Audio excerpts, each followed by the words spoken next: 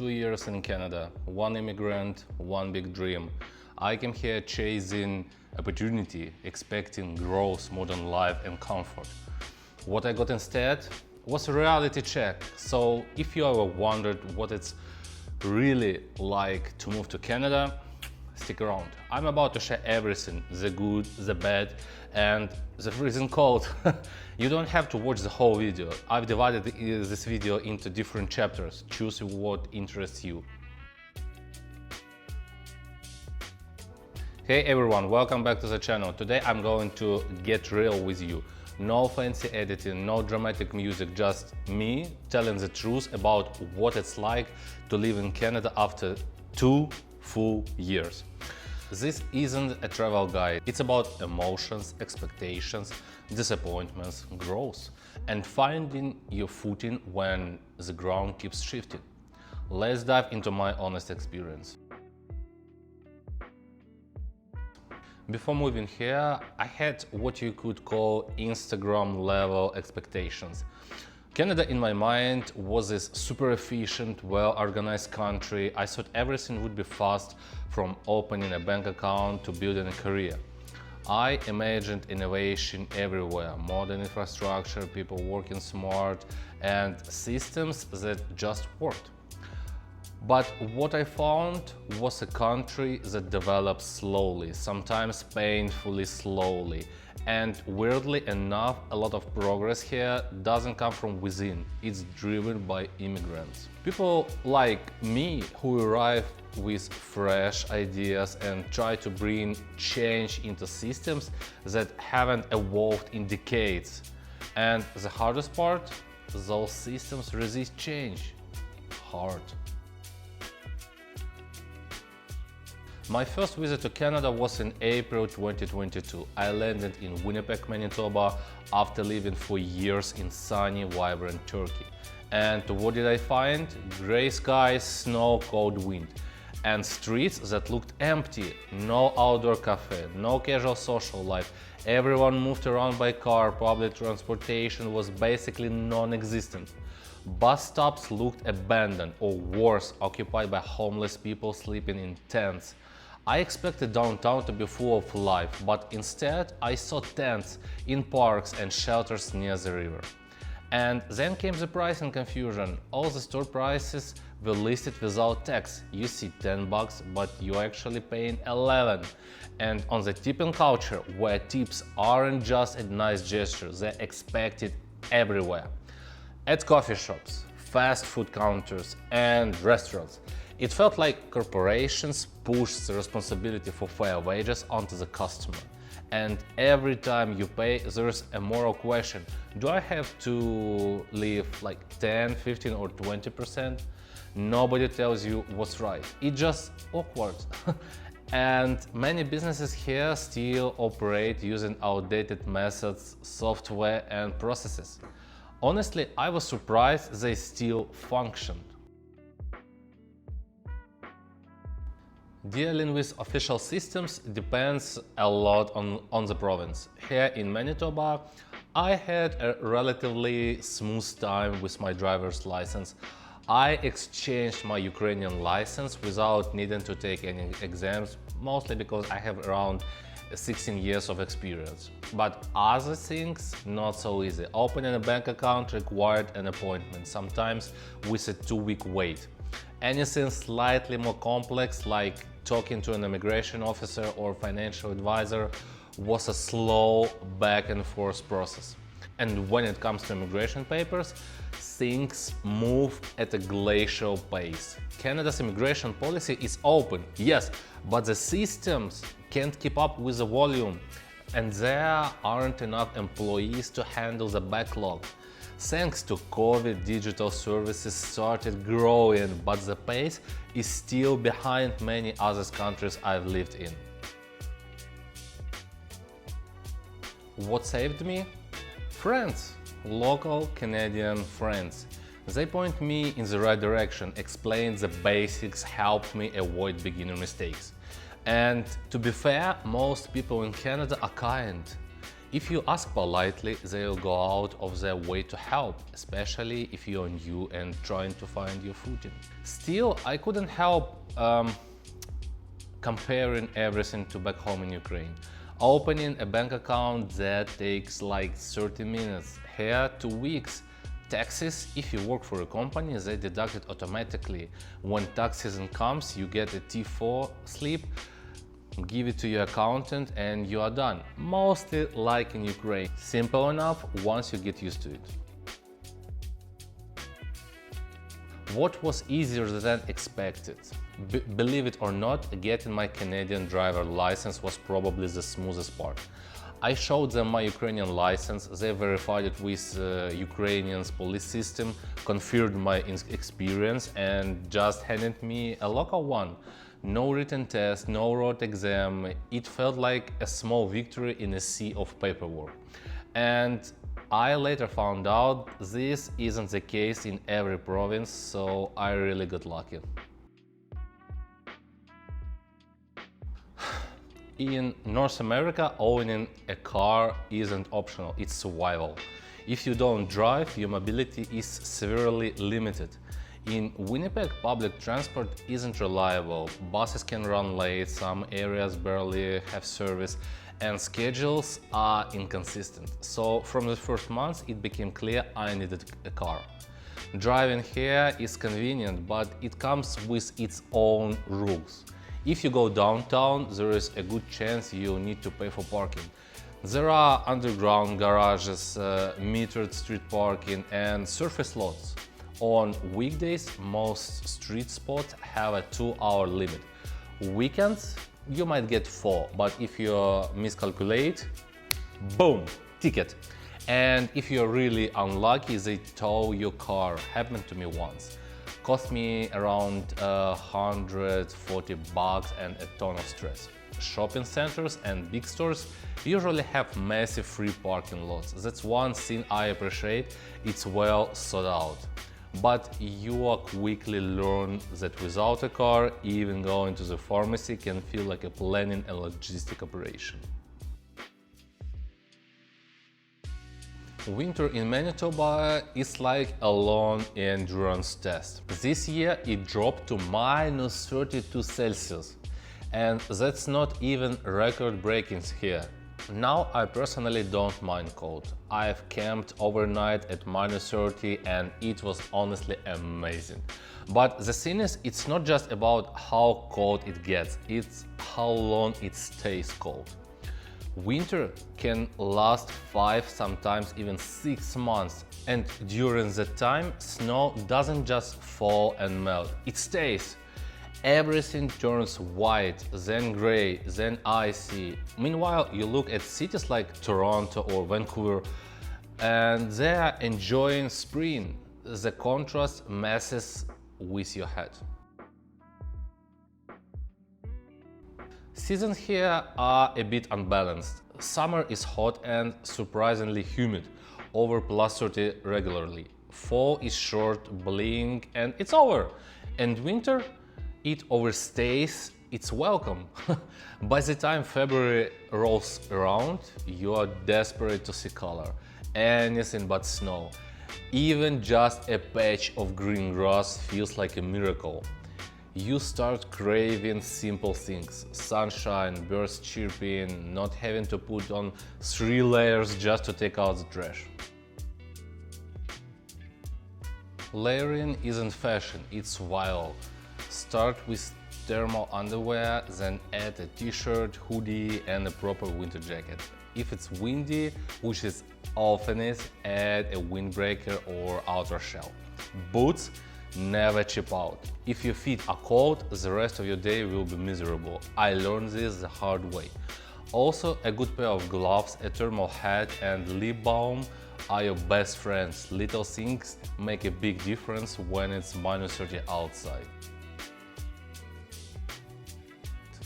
When you move to a new country, your social life resets to zero. No familiar faces, no casual meetups. It can feel incredibly isolating, but I was lucky. Early on, I met a wonderful Canadian couple who welcomed us like family. They introduced us to their friends, helped us understand local traditions, and made us feel a little less alone. Without them, those first months would have been way harder. Cultural differences in communication are real. We grew up on different music, different movies, different humor. I found that Canadians love to talk, but not always to commit. When someone says, "let's grab coffee sometime," it might just be a polite way of saying goodbye. And when you visit their home, don't arrive hungry. Seriously, dinner might not happen for hours. First it's drinks, then chatting, only then maybe food. Back home, the table is always full before the first guest arrives. Here, socializing comes before eating, and it took time to adjust to that.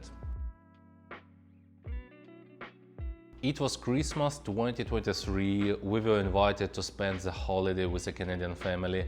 For the first time, it felt right.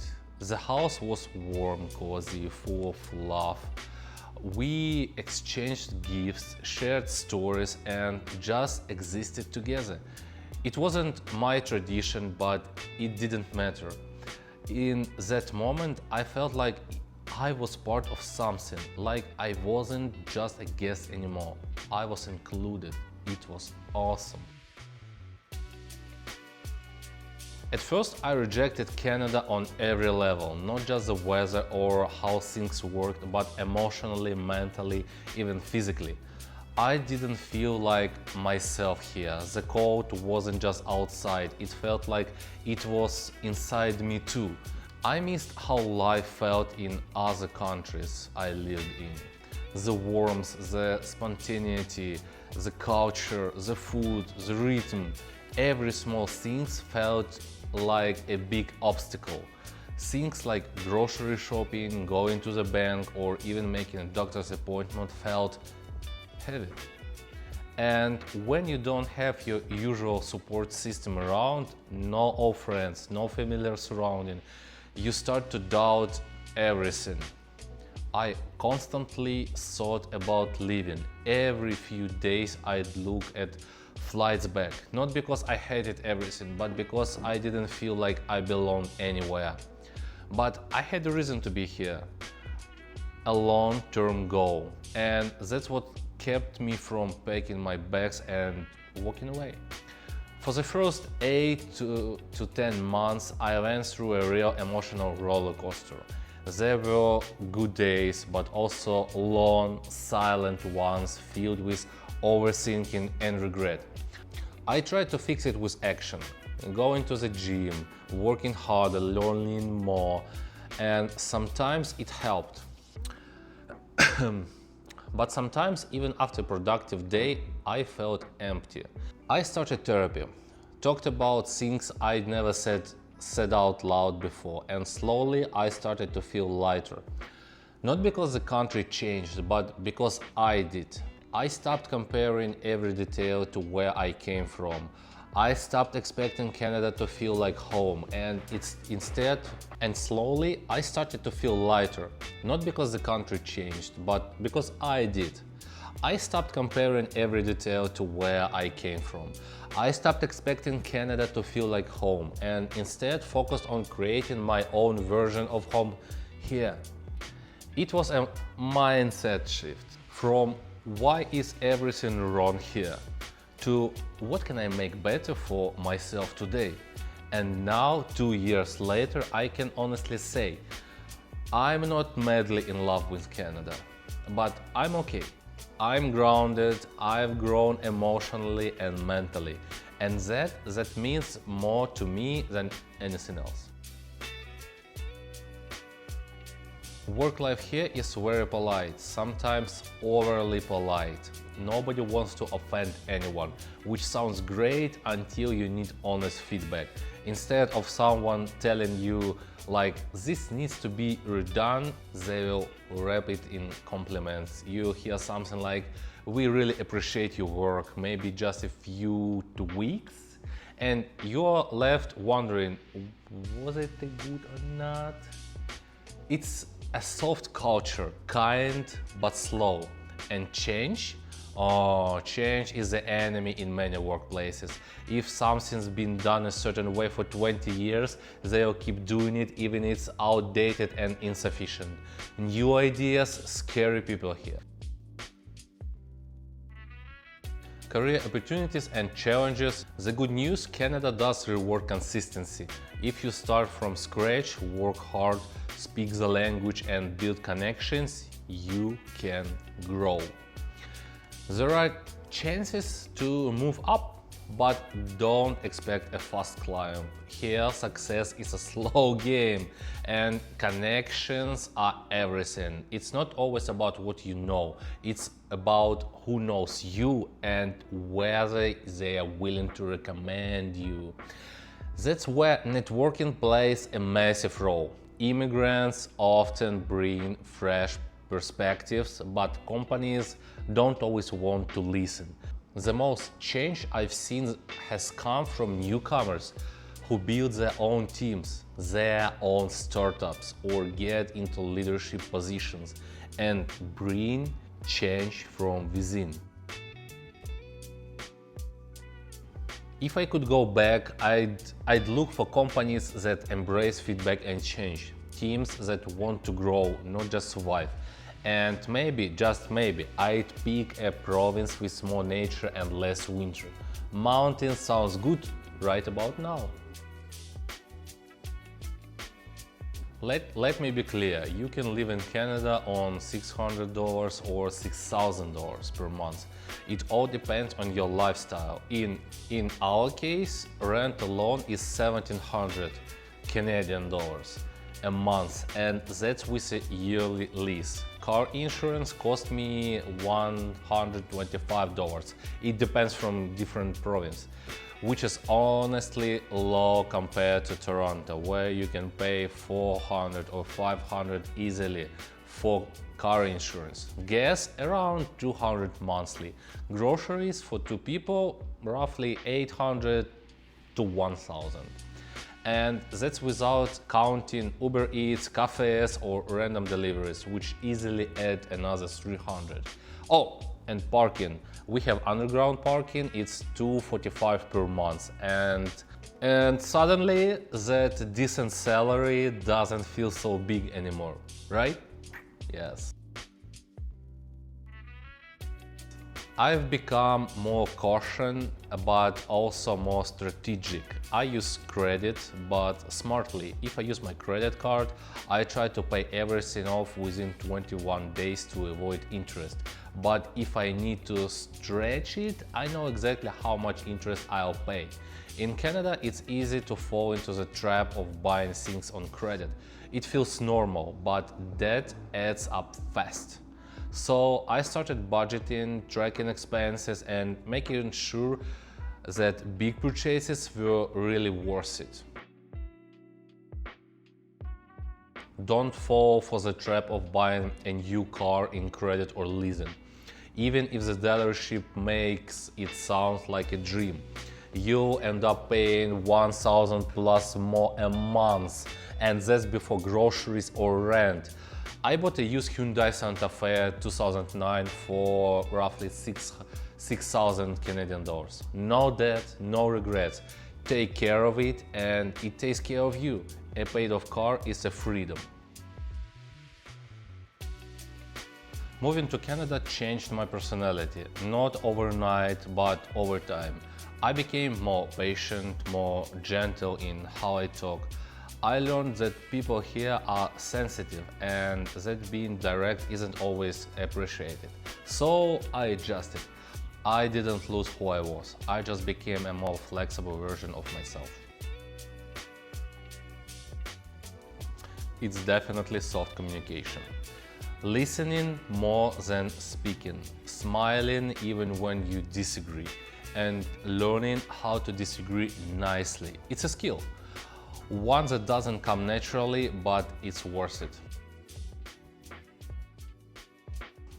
Belonging to a group matters. Whether it's a gym or hiking club or even a casual meeting group, you need somewhere you feel like you are not just surviving but connecting. Also, self-expression. This channel, this video, none of this would exist if I hadn't learned to speak up, to share my experience and to be okay with vulnerability. Canada didn't meet my expectations, but that's not a bad thing, because what I gained instead was growth. Personal, emotional, and mental. I'm not here to say Canada is perfect, it's not.